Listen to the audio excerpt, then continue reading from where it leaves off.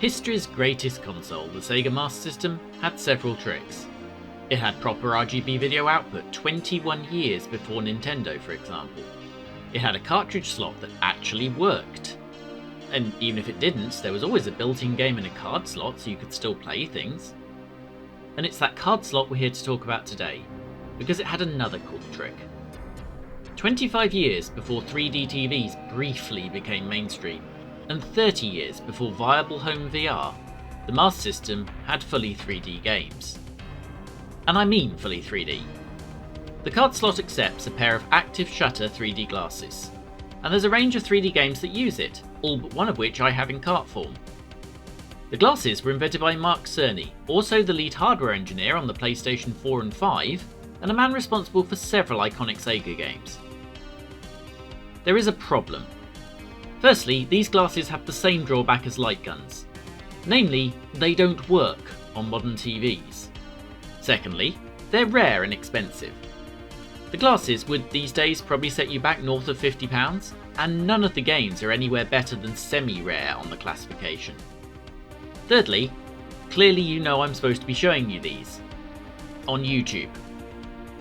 And that's going to be tricky, because if you don't have the glasses, or play the games on an MS2 or any of the emulator boxes that don't have card slots, then 3D games look like this.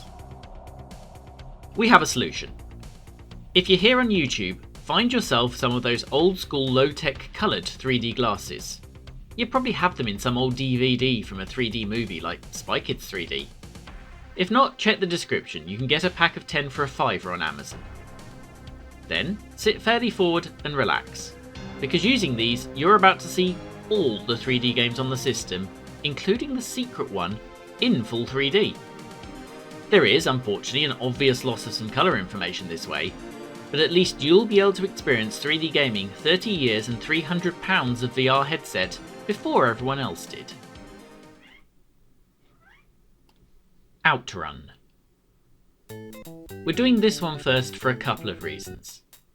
It's the single most recognisable game of the group, and one that does have a 2D version on the system, as you'll currently be noticing. It's also the only one of these I don't own a cartridge of, which is irritating, because it's also probably the most expensive on this list. Although given you've already bought the glasses themselves and found room for a CRT, you've probably accepted this is not a cheap project if you're going real hardware. For the other reason, we need to go 3D. So, and I've always wanted to say this, put on your 3D glasses now.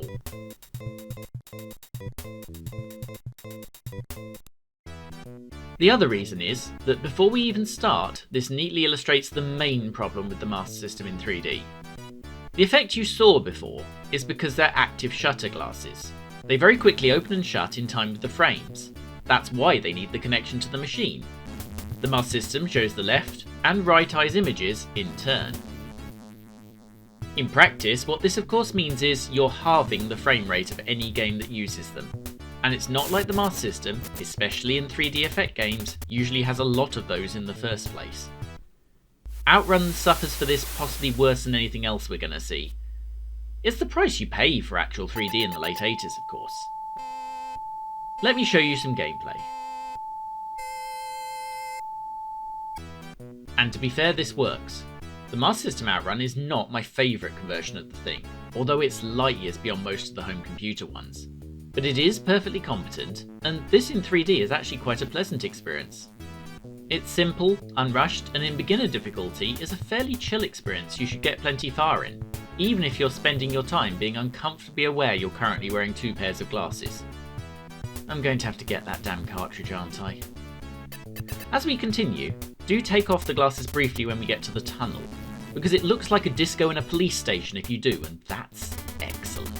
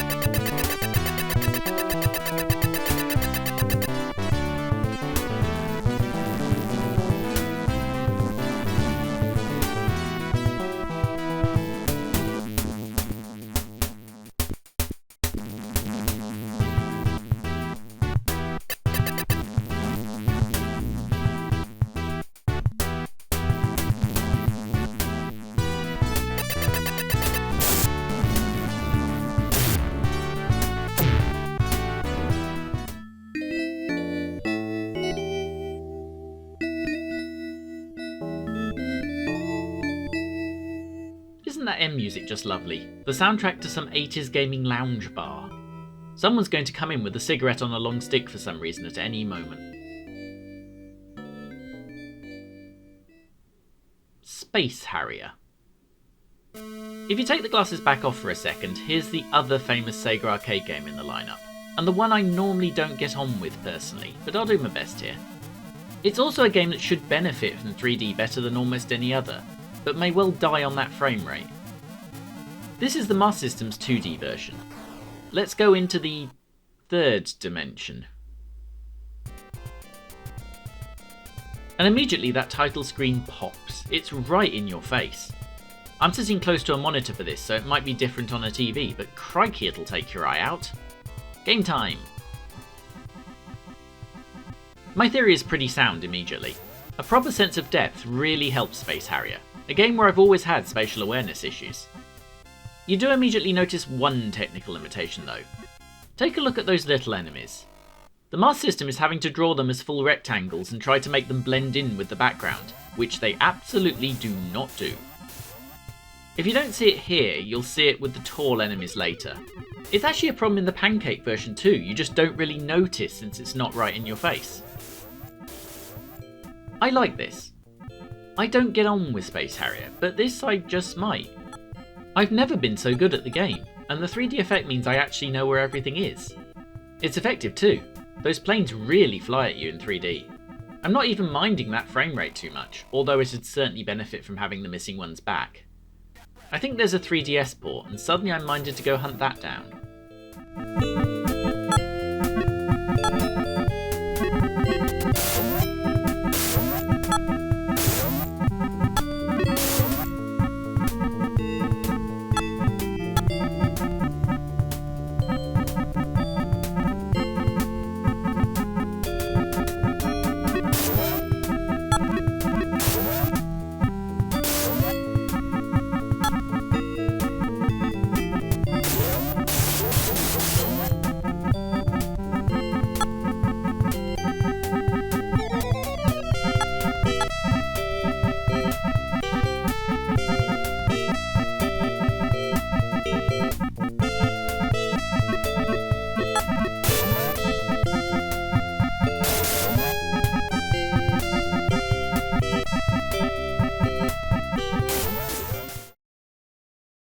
Blade Eagle. Now this is interesting, and one that's 3D only, and there's a very good reason for that. Blade Eagle is a top-down, vertically scrolling shooter, but one with a twist. A button press allows you to transfer from a low to a high flight path, an ability also granted to some of the enemies. And immediately I love this as a risk-reward mechanic. Most of the time, one of those paths is obviously safer. The guns on the ship are not going to hit you high up, for instance. But this is a score attack game, and you're not earning score if you're hiding 300 feet up in the air not shooting anything. Playing it in this configuration is a little trippy. You actually have to refocus your eyes for things right in view, and if you're looking in the distance they can even surprise you. It's like constantly trying to see two versions of a magic eye picture. I found it really tiring on the eyes even as a VR veteran, but it's undeniably a striking effect, even if it clearly comes at the price of enemy definition and numbers.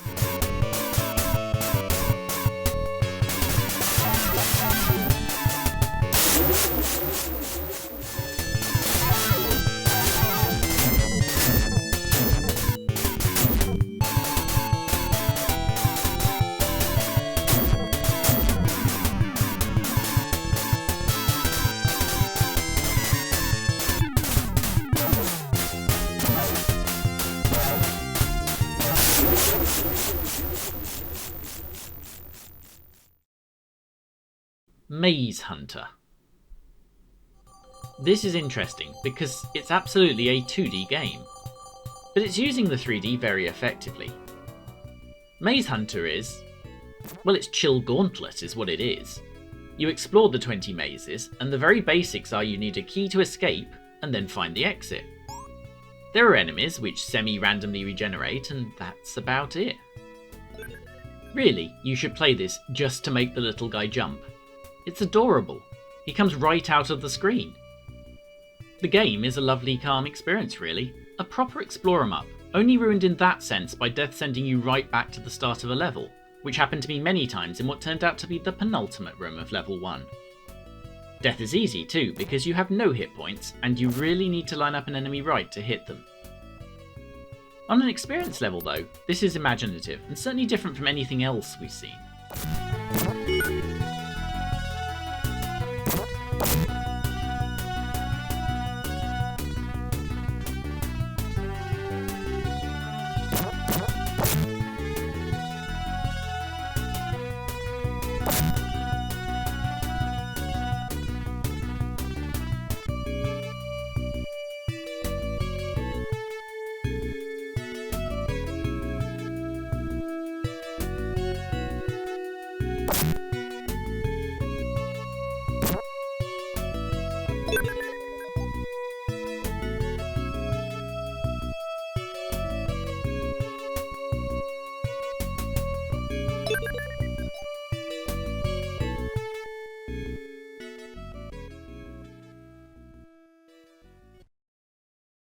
Missile defense. We've got a problem here, I'm afraid. Missile defense not only required the 3D glasses, it also required the Sega light phaser.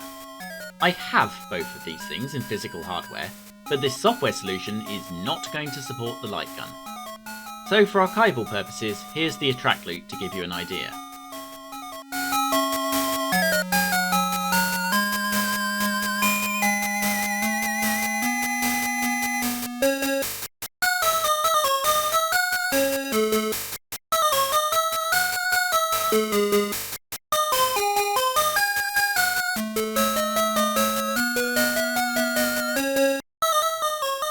It's a shame really, because this looks like it could be fun. I'll need to get me a CRT to test it properly. For an idea, here's what a game looks like if you don't actually do it.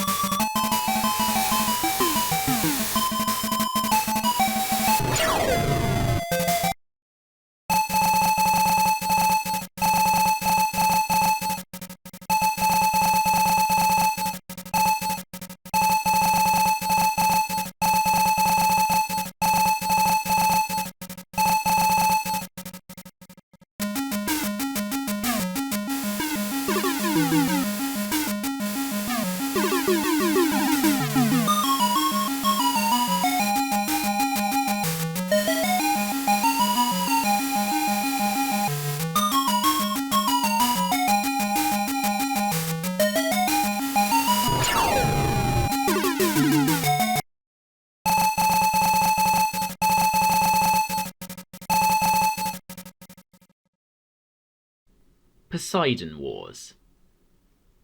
Let's take a quick rest of the eyes since we're about 2/3 of the way through. Take off those glasses, because Poseidon Wars is the only one of the 3D releases to have a 2D mode. Space Harrier and Outrun were separate releases.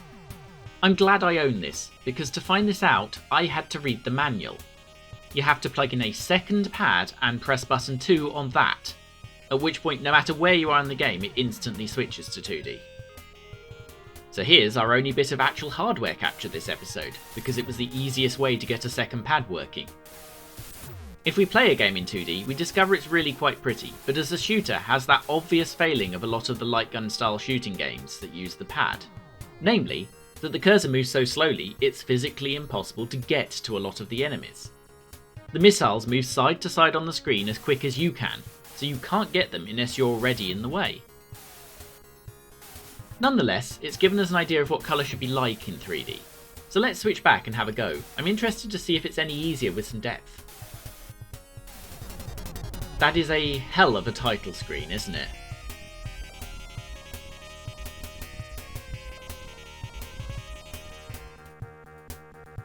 I don't know about you, but those flagpoles in the foreground are messing with my eyes rather, so let's move on. And you know what? It is easier. Being able to see where things are coming from better has made this a lot more possible. I'll ultimately end up with a score nearly 4 times my 2D go, and that's not all just having an idea what the hell's going on. There are still moments where there are just physically too many things around, and a brief snafu as I realised I configured the emulator buttons backwards from the physical ones, but this works a lot better this way. The game though? It's still too impossible with a pad, and some of the smaller enemies mean a level of squinting that's giving me a headache with these glasses, I'm afraid. Possibly the least good one so far, although the 3D is still undeniably impressive.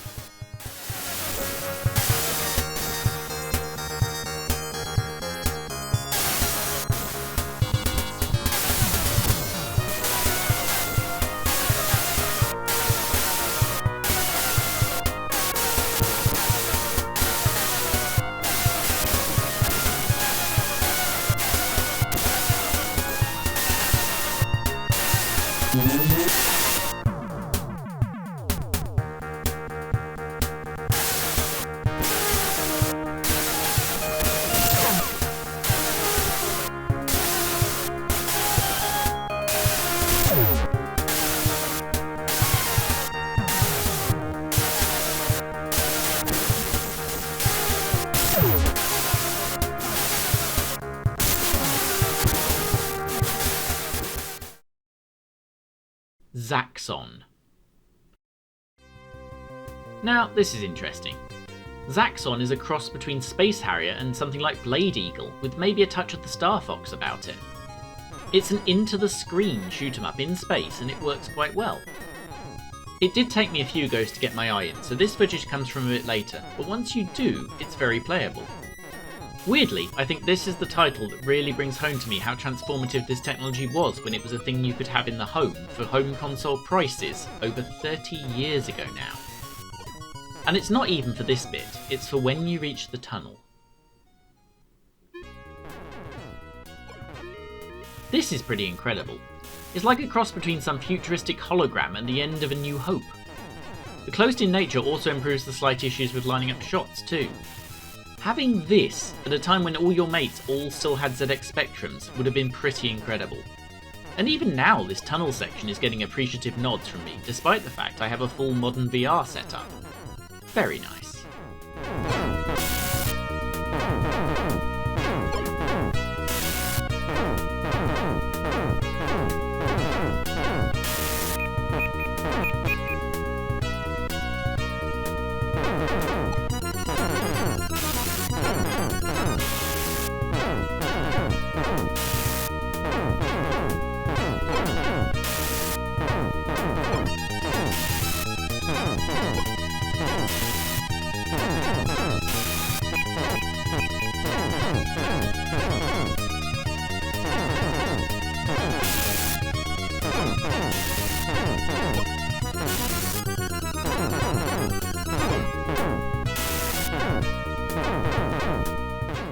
So that's all 7 Sega 3D games that ever got released.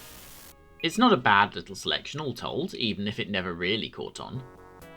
Predictably, shooting fans are best served, but Outrun and Maze Hunter are wonderful little curiosities. Thanks for sticking with me, but I promised you a secret game, and a secret game you all shall have. Let's go back to 2D for a second. Line of Fire. Line of Fire is a 1989 Sega arcade game, and I think it's fair to say you're not getting this running on a Master System. I'm also not sure you'd want to be honest. In any case, they didn't. The Master System version came along 2 years later and was this attractive little top-down shooter starring the world's most manoeuvrable Jeep. It was considered something of a disappointment at the time, but I'm not sure what else they were supposed to do with it. Now you know this was designed with 3D glasses in mind, you're looking at those walls and thinking, oh, I see what's going on here. I suspect the fact it came along in the tail of the 3D glasses' life, with the Master System 2 that doesn't support them about to be released, is why Sega chose not to trumpet the feature. But it's there. Deep in the manual, it tells you to hold down both buttons on startup, and, glasses on, let's do this.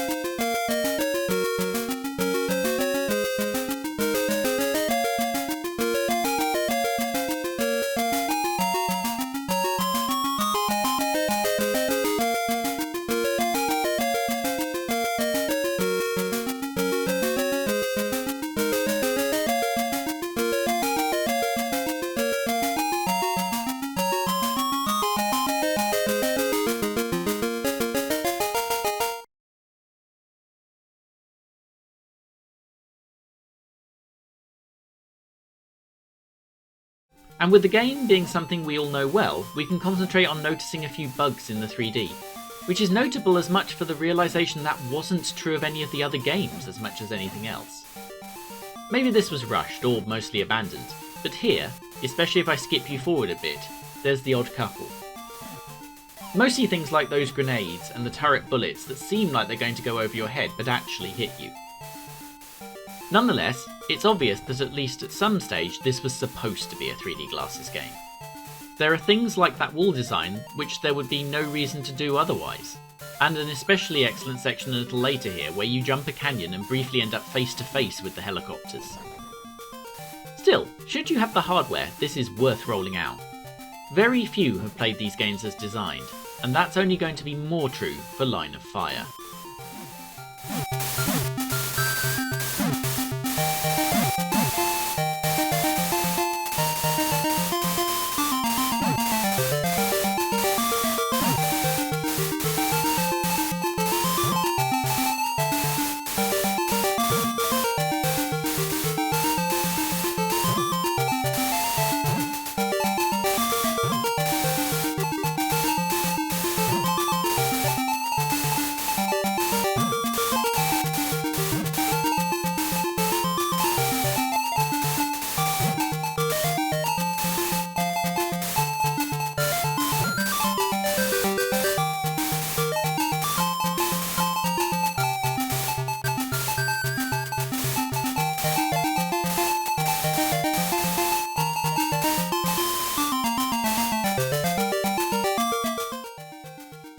And now for the science bit. So how did we do this? Well, it's easy. One of the oldest and sadly forgotten Windows Master System emulators is Dega, and it has this mode. You'll be able to get your copy at Sega Retro, and it works absolutely fine on Windows 10. So if you've got a set of 3D glasses and a Windows PC, get right on that. If you don't have 3D glasses and you're still here, firstly, why? And secondly, if you have a Sega Master System and a CRT, it's not a cheap thing to do these days, but these games are still a technical marvel, and some of them are even pretty good games. In the absence of anyone being smart enough to do an in-VR emulation of these titles, these are your choices. While Dega is of course not ideal with the colour loss, this is an excellent piece of preservation to allow you to at least try these games without buying 3D glasses in the mid-1990s like I did. Join us again for more Master System, or enjoy our flagship show Yesterzine about the golden age of gaming magazines. Doodles!